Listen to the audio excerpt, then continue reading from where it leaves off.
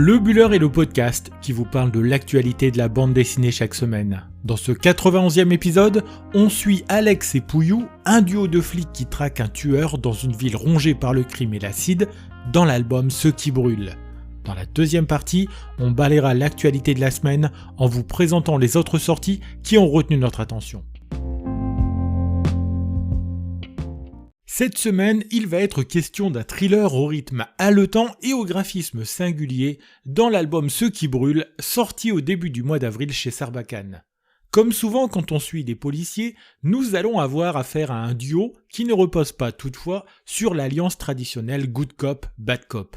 Au cœur de cette histoire, nous retrouvons une jeune policière dont le récent accident qu'elle a eu en renversant un scooter la plonge en plein doute et dans un certain désarroi. Alex Mills, puisque c'est son nom, perd totalement pied à la suite de cette mésaventure et finit par se laisser gagner par le doute et la superstition, puisque son horoscope lui avait annoncé un événement frappant pour le jour même. Toutefois, Alex n'aura pas le temps de gamberger trop longtemps, puisqu'on lui a adjoint un nouvel équipier en la personne d'André Pouillou, flic considéré comme la 5e roue du carrosse dans le commissariat. C'est donc ce duo totalement bancal, très loin des duos de choc que l'on rencontre dans d'autres histoires, qui va sillonner les bas-fonds de New York pour enquêter sur une affaire mystérieuse. En effet, un cadavre a été retrouvé dans une poubelle collective, le corps et le visage totalement rongés par l'acide.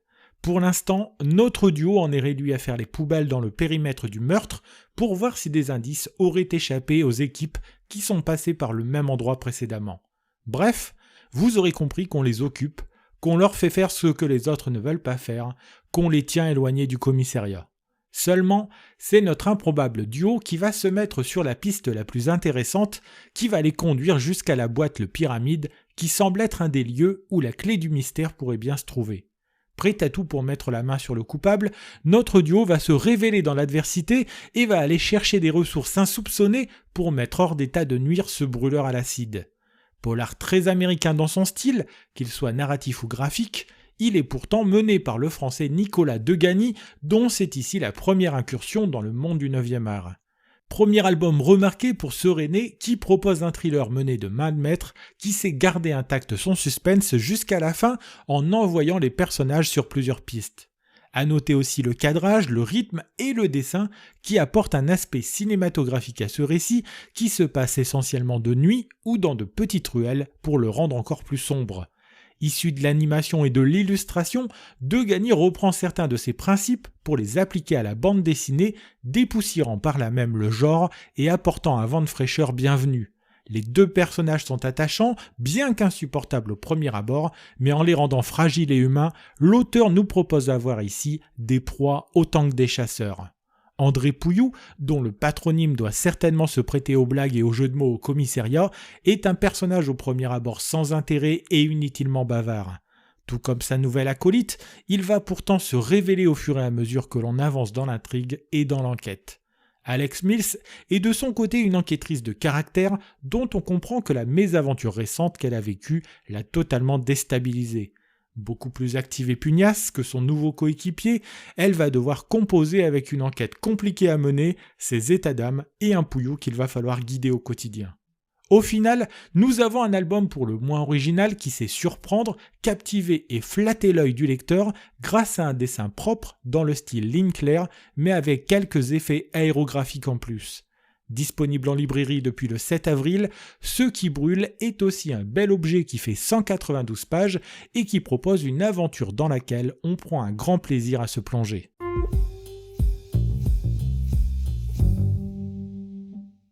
Dans cette seconde partie du podcast, nous allons revenir sur l'actualité du 9e art en s'intéressant plus particulièrement aux sorties incontournables de la semaine.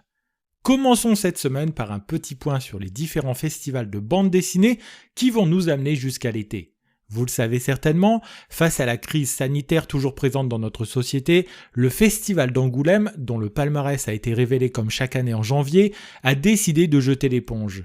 Prévu pour se tenir du 24 au 27 juin, les organisateurs ont décidé d'annuler l'événement devant tant d'incertitudes et croisent les doigts maintenant pour retrouver le public en janvier 2022. A l'inverse, les organisateurs du Festival d'Amiens, qui aura lieu les 5 et 6 juin prochains, ont décidé de maintenir l'événement au format physique. Il en sera de même pour un autre festival, celui de Lyon, qui se déroule le week-end suivant, les 12 et 13 juin.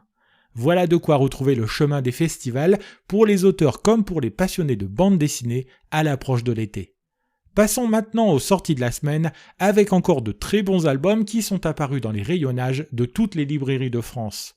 Commençons par Ludwig et Beethoven, un album qui revient sur la jeunesse et la carrière de musicien de ce compositeur de génie d'origine allemande.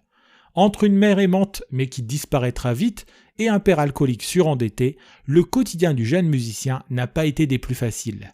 Malgré une éducation musicale lacunaire, le jeune Beethoven s'avère rapidement être doté d'un véritable talent pour la musique qu'il mettra au service de certains des morceaux les plus célèbres de la musique classique européenne.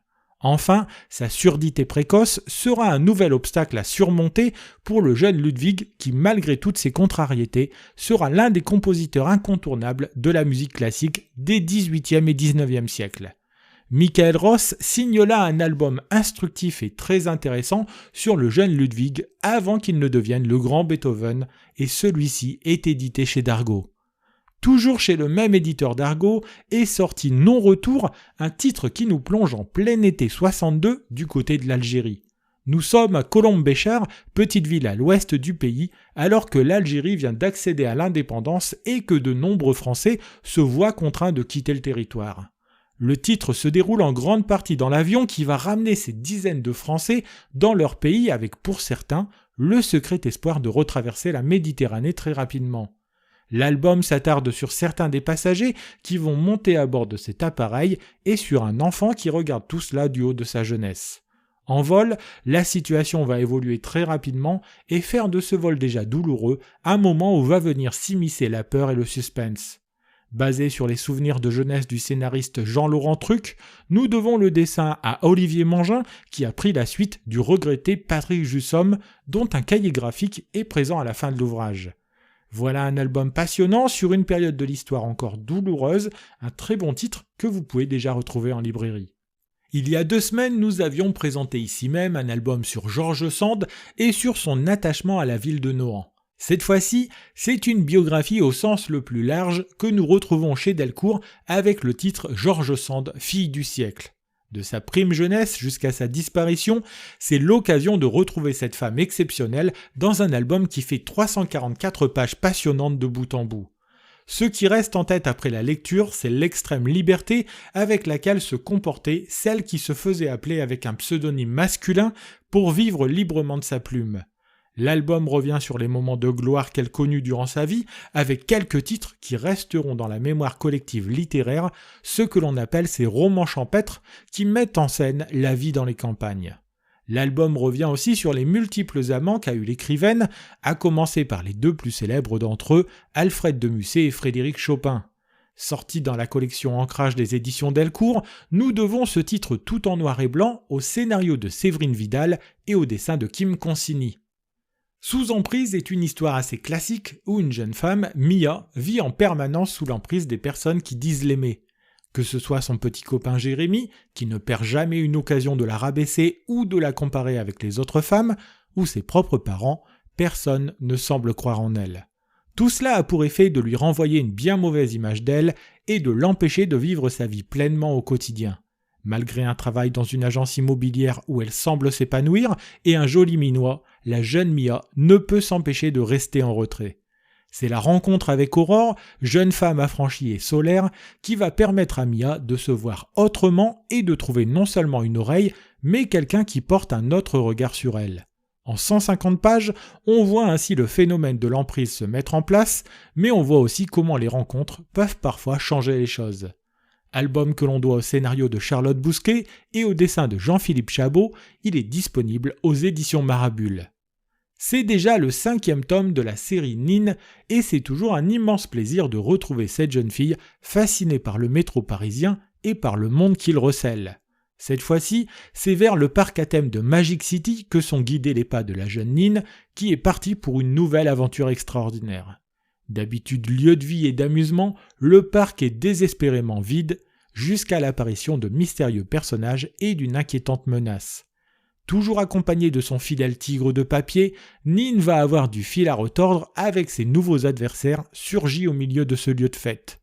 Toujours aussi efficace, cette série qui plaira autant aux enfants qu'aux plus grands est scénarisée par Jean-Michel Darlot et le dessin est signé Johan Pilet. Édité chez Kenes, comme pour les 4 tomes précédents, Magic City, le 5e opus, est déjà disponible en librairie lui aussi. Terminons la revue des sorties par un titre qui sent la poudre et qui en est déjà à son 2e tome sur les 3 prévus, Les Artilleuses.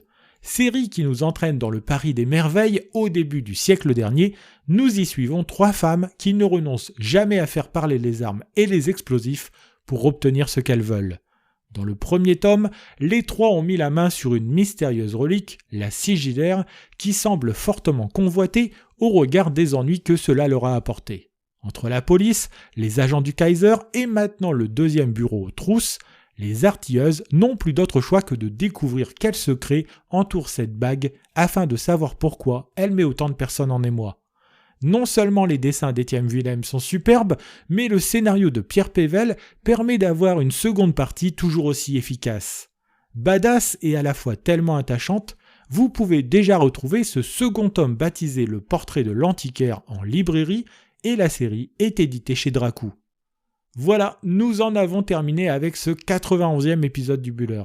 Si vous souhaitez découvrir des images de la bande dessinée Ceux qui brûlent, ou si vous voulez nous laisser des remarques et des commentaires, n'hésitez pas à passer sur Instagram sur le compte lebuller.podcast. Si vous avez aimé cet épisode, n'hésitez pas non plus à le partager autour de vous et à nous suivre sur Apple Podcast, Spotify, Deezer, YouTube, Google Podcast ou sur votre plateforme préférée. Il me reste à vous souhaiter de bons moments de lecture et je vous dis à la semaine prochaine pour un 92e épisode de votre podcast sur l'actualité de la bande dessinée.